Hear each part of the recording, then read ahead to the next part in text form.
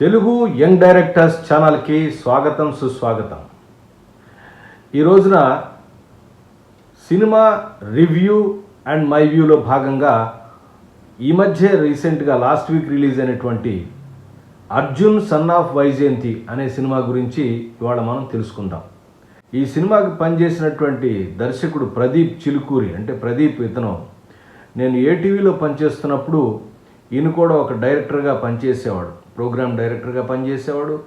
తర్వాత అక్కడ అనిల్ గారికి, తర్వాత అక్కడ ఉన్నటువంటి ఎవరైతే ఉన్నారో ఆ ఛానల్లో వాళ్ళకి సంబంధించిన వాళ్ళు ఉన్నారో వాళ్ళతో చాలా క్లోజ్గా తిరుగుతూ అనిల్ గారి సినిమాకు కూడా అసోసియేట్గా లేదా కో డైరెక్టర్గా ఇట్లా డైరెక్షన్ శాఖలో పనిచేసి ఇంకా చాలా మంచి దర్శకుల దగ్గర దర్శకత్వంలో పనిచేసి అనుభవం సంపాదించినటువంటి ఒక యంగ్ దర్శకుడు.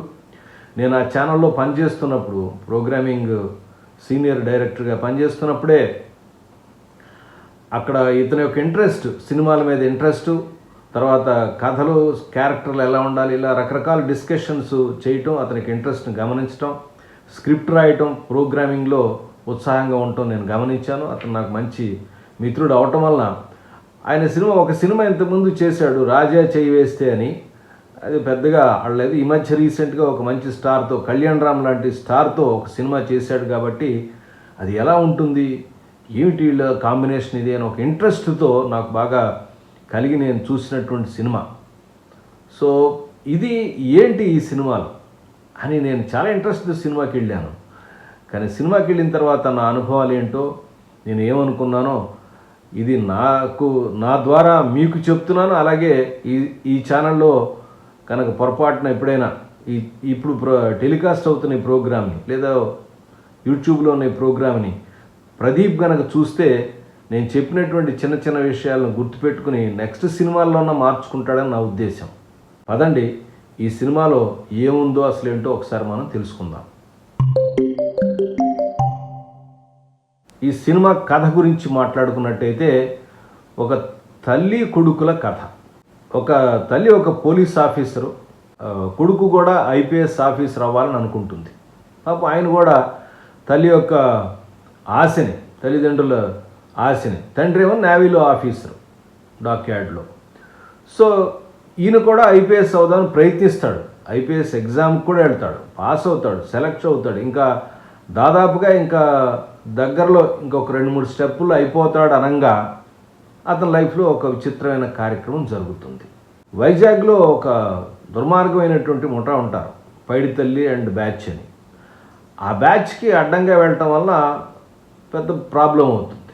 అది కేసు వస్తుంది. ఆ కేసు కోర్టులోనే వాదిస్తూ జరుగుతుంది. వాళ్ళు నిర్దోషులుగా వదిలిపెట్టేస్తారు. సో ఆ వెళ్ళిపోయే దుర్మార్గుడు వెళ్ళిపోకుండా వీడిని ఛాలెంజ్ చేస్తాడు. దాంతో వీడు కోపం వచ్చి కొడతాడు, వాడు అక్కడ కింద చనిపోతాడు. అక్కడి నుంచి రచ్చరేగుతుంది.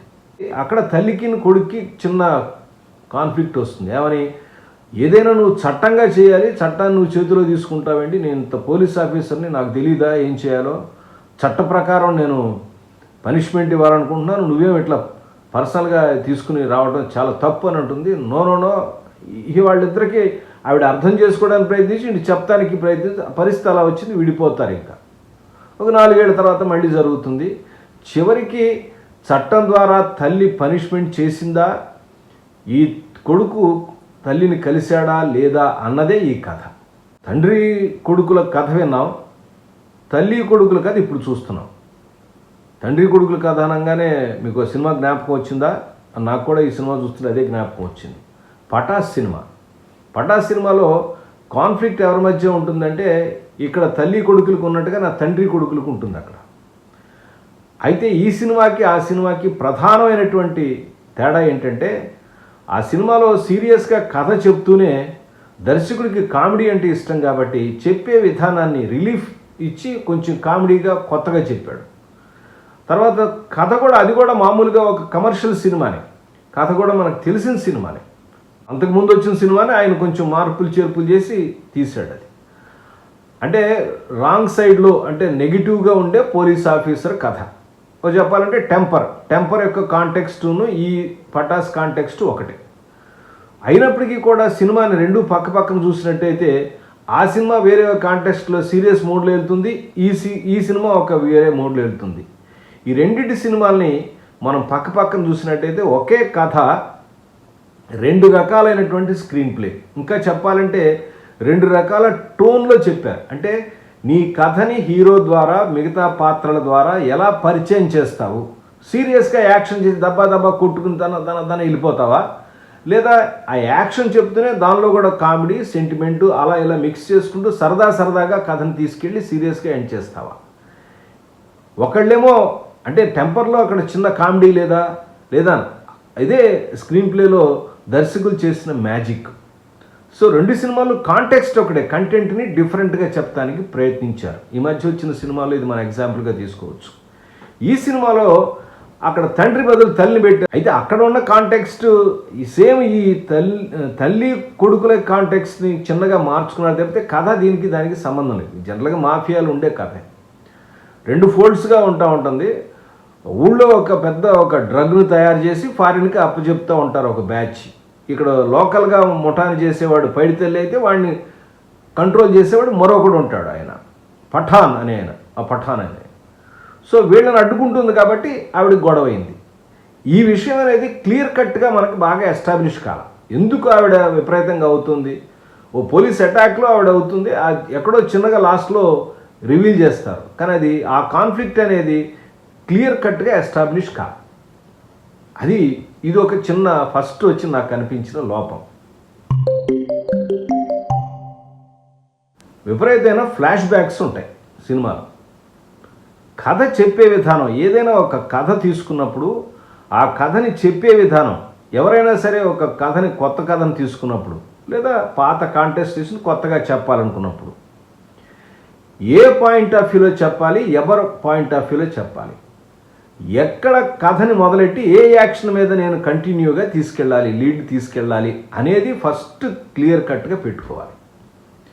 సినిమా బిగినింగ్ నుంచి చివర ఒక అరగంట లేదా ఒక 40 నిమిషాల వరకు కొడతా ఉంటారు, వస్తూ ఉంటారు, ఫ్లాష్ బ్యాక్లు జరుగుతుంది, వాడికి చెప్తాడు, వాడు వీడికి చెప్తున్నాడు, ఇట్లా నడుస్తూ ఉంటుంది. ఫ్లాష్ బ్యాక్ల మీద ఫ్లాష్ బ్యాక్లు. ఎన్ని ఫ్లాష్ బ్యాక్లు ఉన్నాయంటే ఫస్ట్ ఒక ఫ్లాష్ బ్యాక్ ఓపెనింగ్లో తల్లి ఫ్లాష్ బ్యాక్ అయిపోగానే రౌడీ ఎవరైతే ఉన్నాడో పఠాన్, ఆ పఠాను ఒక కోర్టులోకి ఈయన రావటం, ఎవరు అర్జున్ రావటం, అక్కడి నుంచి పఠాన్ నుంచి ఫ్లాష్ బ్యాక్ ఒకటి ఏంటి అనేది, ఎవడు ఎందుకు ఇట్లా జరిగింది, హీరో ఎంత పవర్ఫుల్ అనేది ఒక ఫ్లాష్ బ్యాక్లో జరిగిన కథ. పఠాన్ అనేవాడు వాళ్ళ బ్యాచ్లో ఉన్నవాడు ఎవరో ఒక ఫ్యాక్టరీని ఆక్రమించకపోతే అక్కడున్న ఒక ఇతని యొక్క అనుచరుడు బాబు ఇబ్బంది పడుతున్నాడు, వచ్చి కాపాడుతాడు. అట్లాంటి వాడిని కష్టం అని చెప్పి వెళ్ళటం, ఇలా ఒక సీన్ చెప్పారు, అదొకటి. మళ్ళీ తల్లి ఫ్లాష్ బ్యాక్. తర్వాత మళ్ళీ పృథ్వీ అనే ఆయన ఒక క్యారెక్టర్ ఉంటాడు, ఇన్స్పెక్టర్ క్యారెక్టర్, ఇతనితో పాటుగా వచ్చేసిన క్యారెక్టర్ ఉంటాడు, ఆయన మొదలెడతాడు. ఆ ఫ్లాష్ బ్యాక్ అంతమైపోదండి, దాన్ని బ్రేక్ ఇస్తారు. ఈ బ్రేక్ ఇచ్చిన ఫ్లాష్ బ్యాక్ తర్వాత మళ్ళీ సెకండ్ హాఫ్లో మళ్ళీ ఫ్లాష్ బ్యాక్ కంటిన్యూ చేస్తాడు. అసలు ఆ రోజు ఏం జరిగిందమ్మా అంటాడు. ఈ ఫ్లాష్ బ్యాక్ ఎండింగ్ కూడా విచిత్రంగా ఉంటుంది. ఎండింగ్లో ఆవిడే ఉంటుంది, కానీ ఆ విషయం ముందు జరిగిన విషయం అడగదు, తెలుసుకోదు ఈవిడ. చూడండి, ఫ్లాష్ బ్యాక్లో ఫ్లాష్ బ్యాక్, మళ్ళీ ఫ్లాష్ బ్యాక్. అబ్బాబా, ఈ ఫ్లాష్ బ్యాక్లు సముద్రపోటున కూర్చున్న మనిషికి అలలొచ్చి తగులుతున్నట్టుగా తగిలి సొమసీలు పడిపోతాడు ఎవరో ప్రేక్షకుడు. వాడి తర్వాత ఏం చేస్తాడు, నీళ్లు చల్లి ఒక 40 నిమిషాలు, లాస్ట్ 40 నిమిషాలు పైకి లేపుతాడు డైరెక్టర్. అక్కడి నుంచి రచ్చ. ఈ కథ వచ్చేసరికి సెకండ్ హాఫ్లో, నేను ఇప్పుడు అది చెప్తాం బాగుంటుంది, సినిమా రన్ అవుతుంది కదా, మీరు చూడండి. ఒక ఇన్స్పెక్టర్ ద్వారా పాజిటివ్గా ఉన్న ఇన్స్పెక్టర్ నెగిటివ్ అయిపోతారు. అతనే ఈ సినిమాకి ప్రధానమైన పాత్ర పేరు అవన్నీ చెప్పట్లేదు, మీరు చూస్తారు కాబట్టి చూడండి సినిమాని, కొద్దిగా ఎప్పుడైనా తెలుసుకోవడానికన్నా చూడండి. సో ఎనాలిసిస్లో అయితే చెప్పాడు, కానీ ఇది రివ్యూ కదా, అంతా మొత్తం అంతా చెప్పేస్తే పాపం సినిమా అంతా పాడైపోయి ఇబ్బంది పడతారు. సో లాస్ట్ క్యారెక్టర్ ఏదైతే ఉందో శ్రీకాంత్ క్యారెక్టర్, ఆ క్యారెక్టర్ ద్వారా కథని మొత్తం అడావిడిగా చెప్పించేసేయటం. తర్వాత ఈ సినిమాలో నేను చూసింది ఏంటంటే డైలాగ్స్ అన్నీ కూడా వెర్బల్గా చెప్తున్నారు. యాక్షన్ని వెర్బల్గా చెప్తాం, విజువల్గా చెప్తాం అనేది మర్చిపోయి యాక్షన్ వెర్బల్గా చెప్తారు. చిన్న ఉదాహరణ, ఒక జైల్లో ఒక అతన్ని విడిపించడానికి వస్తారు ఒక పోలీస్కి ఇన్ఫర్మేషన్ ఫోన్లో వస్తుంది. తర్వాత ఇంకొక అతను వచ్చేసి, సార్ అతను పరిగెత్తుకొస్తున్నాడు సార్ అంటే, మ్యాటర్ అంతా దీనిలోనే ఆ సీన్లోనే డైలాగుల ద్వారా పోస్ట్ చేసేస్తుంటారు. యాక్షన్ ద్వారా చూపించాల్సినటువంటి సీన్లన్నీ మ్యాటర్ పోస్ట్ చేసేస్తుంటారు. ఈ సినిమాలో డైలాగ్స్ చాలా విచిత్రంగా ఉంటాయి. అంటే నేనేమంటానంటే చిన్న ఎగ్జాంపుల్ చెప్పి వదిలేస్తాను నేను. హీరో ఇంట్రడక్షన్ సీన్లో ఒక కారులో ఇద్దరు కూర్చుంటారండి. కూర్చుని ఒక అతను మాట్లాడుతూ ఉంటాడు. ఆ మాట్లాడే డైలాగ్స్ రఫ్గా నేను చెప్తాను. ఒక అతను అంటాడు, నువ్వు పెట్టిన బాంబులు పేలుతాయంటావా అంటాడు ఒక అతను. అనగానే రెండో అతను, బాంబులు పేల్చడంలో నాకు దాదాపుగా 25 ఏళ్ళ ఎక్స్పీరియన్స్ ఉంది. నేను పెట్టిన బాంబు పేలబోవటం అంటూ లేదు. ఇదిగో ఇక్కడి నుంచి చూస్తే ఎదురుకుండా ఫోన్ మాట్లాడడం, అక్కడ దాకా మనం సేఫ్గా ఉంటాం, ఆ తర్వాత ఉన్న వాళ్ళందరూ చచ్చిపోతారు. ఇట్లా బాంబుల గురించి, పెట్టిన దారి గురించి మాట్లాడుతూ ఉంటారు. తర్వాత రాగానే హీరో ఎంట్రీ వస్తుంది. ఆ తర్వాత బాంబు పేలుద్దాం అనుకుంటే నీళ్లు పడతాయి దాని మీదుగా. అతను కారులో కూర్చొని విండ్షీల్డ్ మీద నీళ్లు పడితే ఏం జరుగుతుందో తెలియక అతను పేల్చకుండా ఆపేస్తాడు. ఆ తర్వాత అతను రివీల్ అవుతాడు హీరో. వీళ్ళు వణుకు స్టార్ట్ అయిపోతుంది. అక్కడి నుంచి మళ్ళీ ఫ్లాష్ బ్యాక్ స్టార్ట్ చేస్తాడు. మళ్ళీ అక్కడ బాంబు పెట్టాం, అక్కడ చిన్న బిట్ పెట్టారు, అది చాలా బాగుంది. అంతా ఫైటింగ్ అంతా హీరో వెళ్ళి చేసిన తర్వాత ఒక టీ కప్ తెమ్మంటాడు. ఒక టీ ఎందుకు చేసేవారా ఇది అంటే అది ఒక ఇంట్రెస్టింగ్ బాగుంది, అది చాలా బాగా రాశారు, మంచిగా రాశారు అది. అయితే ఒక టీ తెమ్మంటే ఆ షాప్ వాడు 6 టీలు ఇస్తాడు. అదే నువ్వు వెళ్ళేసరికి ఒకటో దానంతా భయపడిపోతున్నాడు అనమాట. అంటే వీడంటే ఎంత భయపడుతున్నాడు అంటే హీరో బిల్డప్ ఇవ్వడం కోసం అంత ఇది చూపించారు. సో అతను చెప్తాడు ఇలాగ, అతను ఎదురు మాఫియాలో ఉండేవాడు, నా మాటిని వాడు టీ షాల్ పెట్టుకున్నాడు, మీరు వచ్చి ఫ్యాక్టరీని మూసేస్తుంటే అతను బిజినెస్ దెబ్బతిండి ఇబ్బంది అవుతుంది, అందుకు నేను మిమ్మల్ని పంపిస్తానికి వచ్చాను, నేను ఇట్లా చిటికేసేలోపు మీ అందరూ పారిపోవాలంటే పారిపోతాడు. పారిపోగానే ఇక్కడి నుంచి మళ్ళీ బాంబు గురించి చర్చ. ఒక బాంబు పెట్టాడు అనుకోండి, బాంబు చూపించి షార్ట్ చూపించి తర్వాత యాక్షన్లోకి దిగిపోవచ్చు కదా, చెప్పచ్చు కదా, చెప్పడు. బాంబు గురించి చర్చ, దాని ఎక్స్పర్ట్, ఇవన్నీ మనకు అనవసరమా, వేస్ట్ కదా. ఇలా కూర్చుని ఉంటాడు, మాట్లాడతాడు. ఆ బాంబులు గింబులు ఉండే డైలాగులు తీసేసి కరెక్ట్గా సెట్ చేసావా అని అడిగాడు అనుకోండి, అదిగో అక్కడ దాకా స్మాష్ అంటాడు అంతే. కనపడంగా నాకు నుంచి మిగతా ఇంతకుముందు బాంబు, నేను ఎక్స్పర్ట్ని, ఇవంతా అవసరమా? ఇదే మనం తెలుసుకోవాలి. ఒక స్క్రిప్ట్ రాసి ఇచ్చిన తర్వాత దానిలో ఏ డైలాగులు ఉండాలి, ఏది అక్కర్లేదు, ఏది వెర్బల్గా చెప్తున్నారు, ఏది విజువల్గా చెప్పచ్చు, ఎంత క్లుప్తంగా చెప్పచ్చు డైలాగ్ని, ఒట్టిన డైలాగులతో చెప్పకుండా. అలాగే లాస్ట్లో కూడా ఆ శ్రీకాంత్ క్యారెక్టర్ వచ్చి ఇదిగో నేను ఇది చేశాను, అది చేశాను, మొత్తం చేసిందంతా నేనే అని ఒక పేజ్ డైలాగులు మొత్తం చెప్పేస్తుంది. ఇంకా ఆ కథ ఇంకేముందండి? ఆ చెప్పిన లాస్ట్లో చెప్పిన 45 నిమిషాల్లో, ఒక 10 నిమిషాలు 5 నిమిషాల్లో శ్రీకాంత్ చెప్పినది ఏదైతే ఉందో, కథను అన్ఫోల్డ్ చేశాడో, ఎలా అతని క్యారెక్టర్ని ఎలా రివీల్ చేసుకున్నాడో, ఆ క్యారెక్టర్ చేసే దుర్మార్గాన్ని ఛేదించడం కోసం హీరో ఒక్కొక్కటిగా చేస్తుంటే నిజాలు బయటపడి చివరికి అతను కార్నర్ చేయడం అనేది సినిమా అవుతుంది కదా. అది ఆ విషయం మర్చిపోయి సినిమా దాదాపుగా 1 గంటన్నర సేపు యాక్షన్ ఎపిసోడ్లు కొట్టుకుంటూ ఉంటాం. మాట్లాడితే తల్లి ఒక 3-4 రౌండ్లు వేసేస్తుంది, తర్వాత హీరో ఒక 4 రౌండ్లు వేసేస్తాడు. ఇలా ఫైట్ల మీద కొట్టి చిత కొట్టేస్తారు మనని. మొత్తం యాక్షనే. ఒకనొక సందర్భంలో కొంతమంది విమర్శకులు అన్నారు, రాశారు కూడా, చూశాను నేను కూడా. తర్వాత కొంతమంది మాట్లాడారు, సినిమా నిండా ఫైట్లు ఉన్నాయి సార్, సినిమా డైరెక్టర్ తీసాడా ఫైట్ తీసాడా అని. ఆ ఇన్ బిట్వీన్ యాక్షన్ని సెట్ చేసుకోవటం, దాన్ని చెప్పాల్సిన టోన్, దీనిలో కనీసం నవ్వడానికి ఒక కామెడీ ఎపిసోడ్ కానీ చిన్నగా ఏం లేదు. రొమాంటిక్ ఫీల్గా ఒక చిన్న బిట్ సీన్లు ఉన్నాయి. హీరోయిన్ క్యారెక్టర్ ఉంది పాపం, దాన్ని ఇంకా బాగా ప్రాపర్గా చేయలేకపోయారు. హీరోయిన్కి యాక్షన్ చేయడానికి దానిలో ఉండే సెంటిమెంట్, మదర్ సెంటిమెంట్కి మాట్లాడితే ఒక కప్పు వేసుకురావడం, పుట్టినరోజు కేక్ కట్ చేస్తావా, చిన్నప్పటి నుంచి ఇదే గోల. ఒకసారి ఎస్టాబ్లిష్ చేస్తే చాలదండి. మనసంతా నువ్వేలో ఒక సినిమా చెప్తారు, ఒక సినిమాలో బిగినింగ్లో చివరిలో చెప్తారు, ఆంజనేయ స్వామి పుట్టినరోజు అప్పుడు రావాలి, అంతే, దట్స్ ఆల్. అండర్స్టాండ్ అయిపోయింది ఆడియన్స్కి. ఒకసారి అండర్స్టాండ్ అయిపోయిన తర్వాత ప్రపంచం బద్దలైనా సరే 12 గంటల కొడుకు వస్తాడని చెప్తే చాలిక. మాటికి ప్రతిసారి ఈ తల్లి కొడుకు యొక్క కాంబినేషన్ చూపించాలన్నప్పుడల్లా ఒక పుట్టినరోజు పట్టుకురావడం. ఈ పుట్టినరోజు సీక్వెన్స్ అనేది దాదాపుగా 4 సార్లు వస్తుంది నాకు తెలిసి, జ్ఞాపకం ఉన్నంత వరకు. ఇంకెక్కువ సార్లు కూడా వచ్చిందేమో. లాస్ట్లో అంటుంది తల్లి ఏమని, 12 o'clock అయింది, ఈ పుట్టినరోజు సెంటిమెంట్ని వాడుకుంటారు. ఏమనంటే, ఇగో 11 అయింది, ఇప్పుడు కొంచెం 1 గంటే కదా, వెళ్ళి మా మదర్కి ఒకసారి చెప్పొస్తాను, జైల్లోకి వెళ్తే ఏమవుతుందో లేదో అని చెప్పి కొడుకు రిక్వెస్ట్ చేయటం.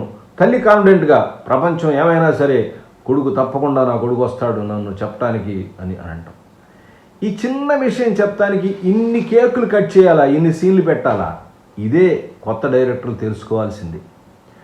అంటే repetition of scenes, repetition of visuals. చెప్పిన విషయాన్ని 10 సార్లు చెప్పక్కర్లా, ప్రతిదీ డైలాగులో చెప్పాలని తగ్గించాలి. కామెడీ సినిమాల్లో టైమింగ్ డైలాగులు మాట్లాడుకునే దానిలో డైలాగులు ఉపయోగపడతాయి, కానీ యాక్షన్ సినిమాలో విజువల్గా చెప్పాలి.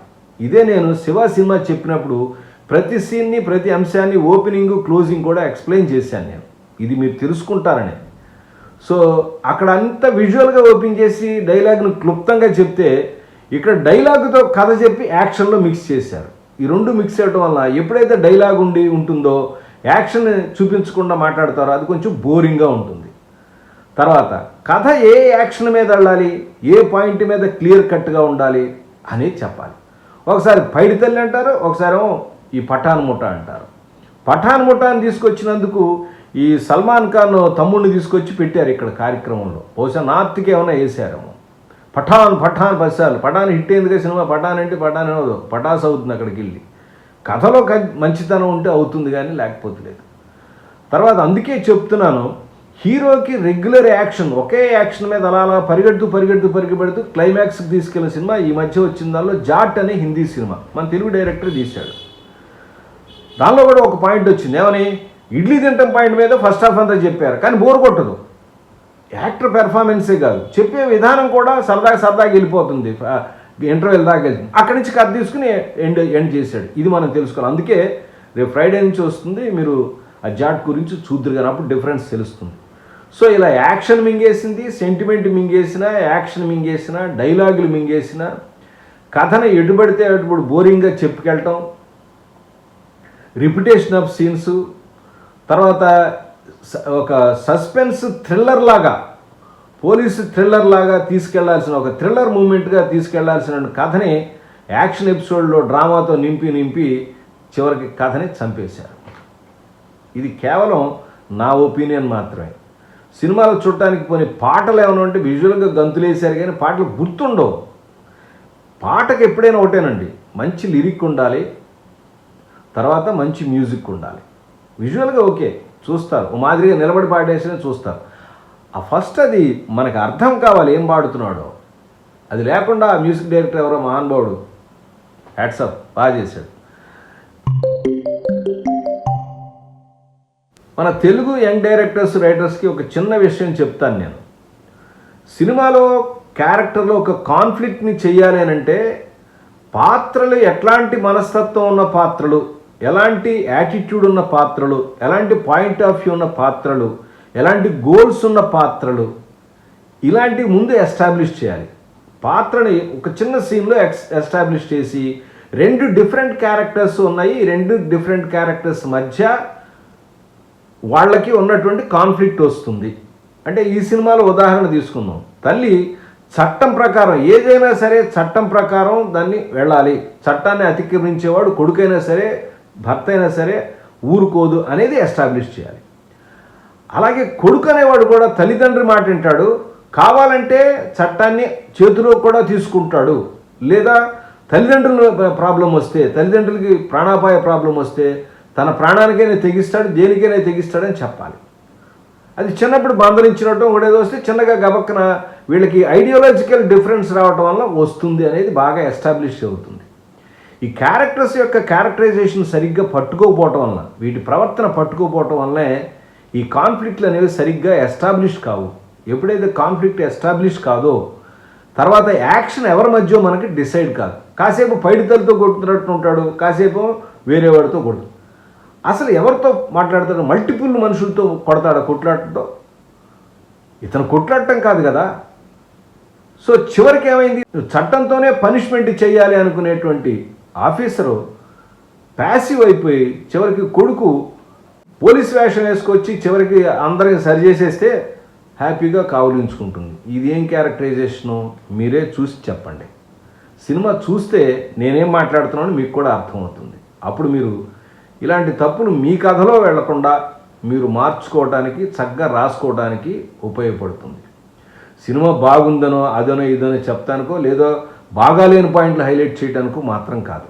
కథలో ఉన్న ప్రధానమైన లోపం కథా నిర్మాణంలో, స్క్రీన్ ప్లేలో, తీసుకెళ్లే విధానంలో నాకు కనిపించినటువంటిది ఈ చిన్న టైంలో. ఇంకా చాలా ఉన్నాయి, అది నేను అనాలిసిస్లో ఎప్పుడైనా దొరికినప్పుడు ఇంకొక సందర్భంలో చెప్తాను. మీరు కూడా సినిమా చూసి మీ అభిప్రాయం నాకు తెలియచేయండి. మరొక ఎపిసోడ్తో మళ్ళీ కలుస్తాను. అదేనండి, ఫ్రైడే రోజున, రేపటి రోజున జాట్ సినిమా గురించిన ఎక్స్ప్లెనేషన్తో మళ్ళీ మీ ముందుకు వస్తాను. అప్పటిదాకా నమస్కారం.